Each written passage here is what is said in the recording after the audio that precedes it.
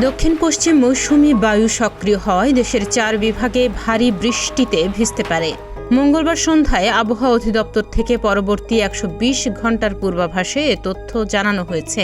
আবহাওয়া সতর্কবার্তায় বলা হয়, উত্তর পশ্চিম বঙ্গোপসাগর এবং তৎসংলগ্ন এলাকায় একটি লঘুচাপ সৃষ্টি হয়েছে, যা আরও ঘনীভূত হতে পারে। এই লঘুচাপের প্রভাবে দক্ষিণ পশ্চিম মৌসুমি বায়ু ঢাকা বিভাগের পূর্বাঞ্চল সহ বরিশাল, চট্টগ্রাম, সিলেট ও ময়মনসিংহ বিভাগ পর্যন্ত অগ্রসর হয়েছে। এর ফলে খুলনা, বরিশাল, চট্টগ্রাম ও সিলেট বিভাগের কোথাও কোথাও মাঝারি ধরনের ভারী থেকে অতি ভারী বর্ষণ হতে পারে। এছাড়া সারা দেশে কিছু কিছু জায়গায় অস্থায়ীভাবে দমকা হাওয়া সহ বিদ্যুৎ চমকানো বা হালকা থেকে মাঝারি ধরনের বৃষ্টি অথবা বজ্রসহ বৃষ্টি হতে পারে। সারা দেশে দিন ও রাতের তাপমাত্রা প্রায় অপরিবর্তিত থাকার সম্ভাবনা রয়েছে।